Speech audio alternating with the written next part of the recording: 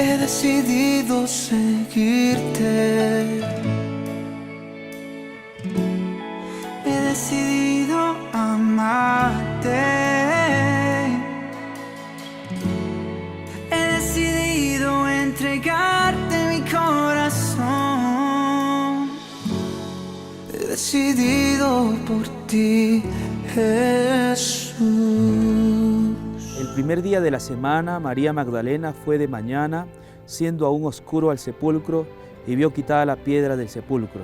Entonces corrió y fue a Simón Pedro y al otro discípulo, aquel que amaba a Jesús, y les dijo: se han llevado del sepulcro al Señor y no sabemos dónde le han puesto. El Evangelio de según San Juan, nosotros encontramos a María Magdalena. En el Nuevo Testamento existen varias Marías, ya que en la época de Jesús ese nombre era común, ¿no? Viene también del Antiguo Testamento de Miriam, ¿no? De ahí viene María. Pero esta María que nosotros estamos viendo, que presencia la resurrección de Jesús y que acompañó a Jesús hasta el final, hasta la misma muerte, esta María es María Magdalena. En esta oportunidad queremos estudiar quién fue esta mujer, quién era María Magdalena. Sobre esta mujer se ha desarrollado mucho mito, hay mucha leyenda urbana sobre María Magdalena.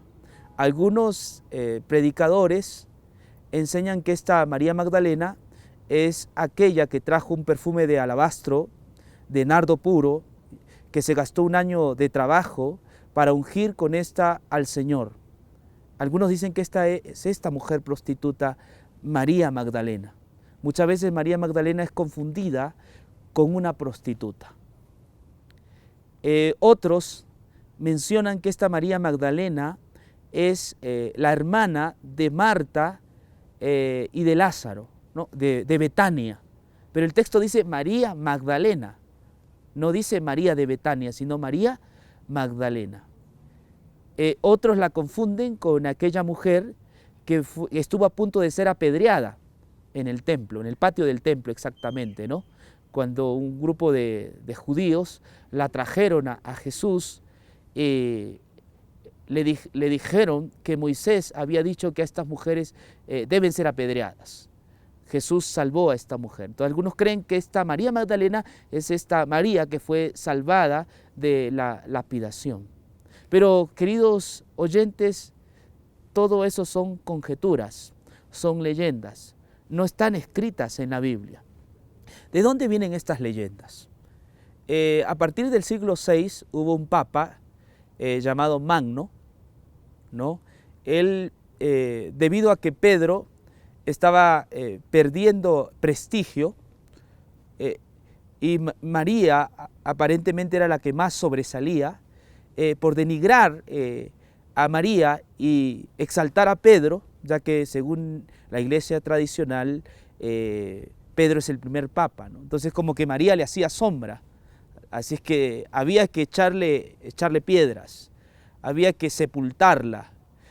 Por esa razón este papa llegó a la conclusión a través de un bulo que María era la misma prostituta, era la hermana de Lázaro y de Marta, era la mujer que iba a ser apedreada.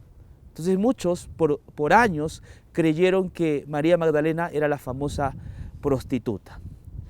En el Nuevo Testamento, especialmente en los Evangelios, se repite 12 veces el nombre de esta mujer y siempre como María Magdalena. La palabra Magdalena no es un apellido, sino es un gentilicio. Entonces se hace notar que era de Magdala. Magdala era un pueblo que estaba al occidente de Galilea, ¿no? Esta ciudad de Magdala era una ciudad próspera porque vivía de la pesca. También en Magdala se sabe que había un antro de prostitución. Sin embargo, aunque María era de ese lugar porque dice que es Magdalena de Magdala, no necesariamente todo ciudadano de Magdala es prostituto o prostituta. Pues la Biblia no nos dice si María Magdalena era prostituta. No hay mención en ningún evangelio. Eso está basado solo en la tradición. Pero ¿qué dice la Biblia con respecto a esta María? En el libro de Lucas, nosotros vamos a encontrar algo interesante, ¿no? Que nos va a ayudar un poquito a devolverle su lugar a María, ¿no? A ser honrados con ella y a entender desde una perspectiva bíblica de que quién realmente era esta María Magdalena. Lucas, el capítulo 8, el verso 1 al 3 dice lo siguiente. Aconteció después que Jesús iba por todas las ciudades y aldeas predicando y anunciando el evangelio del reino de Dios, y los 12 discípulos con él. Y algunas mujeres que habían sido sanadas de espíritus malos y de enfermedades, María, que se llamaba Magdalena, de la que habían salido 7 demonios. No nos dice que era prostituta, solo nos dice que esta María Magdalena era endemoniada, ¿no? Habían salido 7 espíritus endemoniados.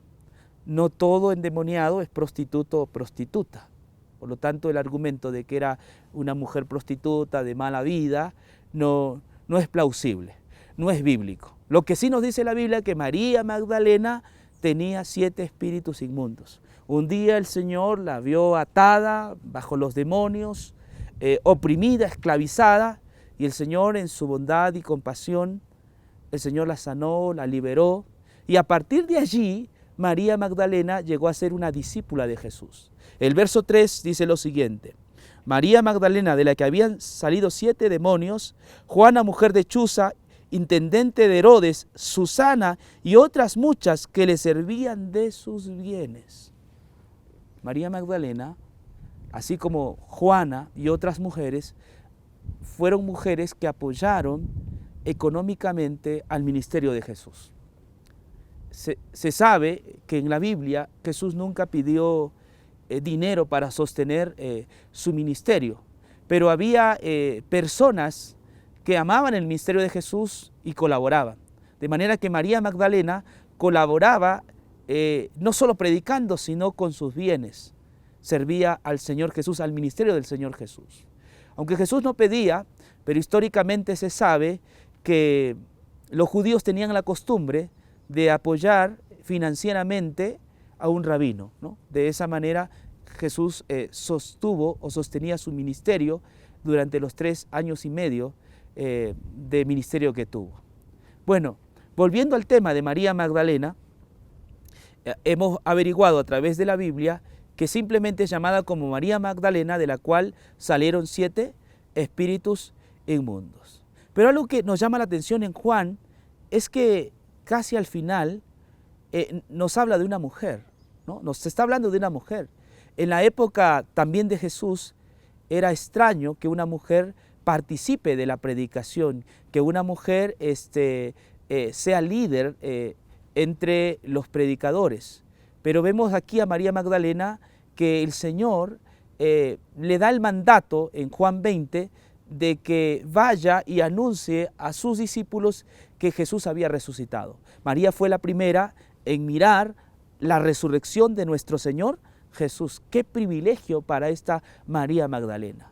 No fue Pedro, fue María la que estuvo hasta el final con el Señor. En cambio, Pedro lo negó 3 veces. Pedro estuvo a la tumba, pero luego salió. En cambio, María estuvo en la tumba hasta el final y tuvo el privilegio de ver la resurrección de Jesús.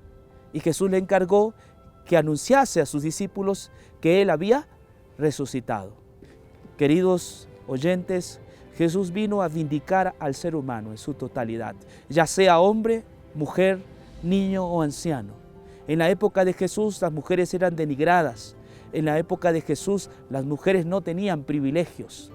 En la época de Jesús las mujeres eran golpeadas, excluidas y marginadas. Viene Jesús y dentro del ministerio de Jesús hubieron mujeres como esta María Magdalena que le servían, a quien el Señor le enseñó también su palabra, le enseñó las Escrituras, a quien el Señor limpió, quitó los espíritus inmundos. Jesús vino a restaurar lo que se había perdido. En la época de Israel habían mujeres perdidas. No se podía enseñar las escrituras a una mujer. Estaba prohibido por el judaísmo. Viene Jesús, no solo enseña el evangelio a María Magdalena, enseña el evangelio a la mujer samaritana. Y dentro del grupo de Jesús hay mujeres que también le sirven y hay mujeres que también predican su palabra. Jesús vino a vindicar al ser humano en su totalidad.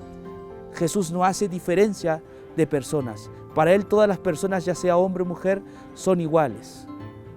Entonces encontramos en este evangelio justamente a una mujer que ve la resurrección de Jesús, pero que también es llamada a proclamar que Él ha resucitado.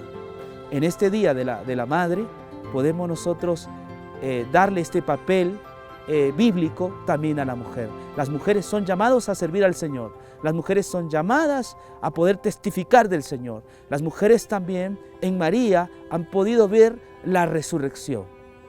Entonces el Señor Jesús no margina a nadie, sino que viene a devolverle al ser humano su humanidad, a tratar a todas las personas por igual. Pero lo más grande que hizo por ellos y por nosotros fue ir a la cruz, derramar su sangre para que nuestros pecados sean perdonados. Maravilloso, ¿verdad?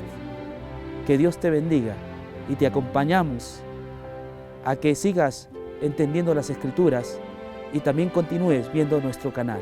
Que Dios te bendiga. Muchas gracias. He decidido entregarte mi corazón. He decidido por ti, Jesús.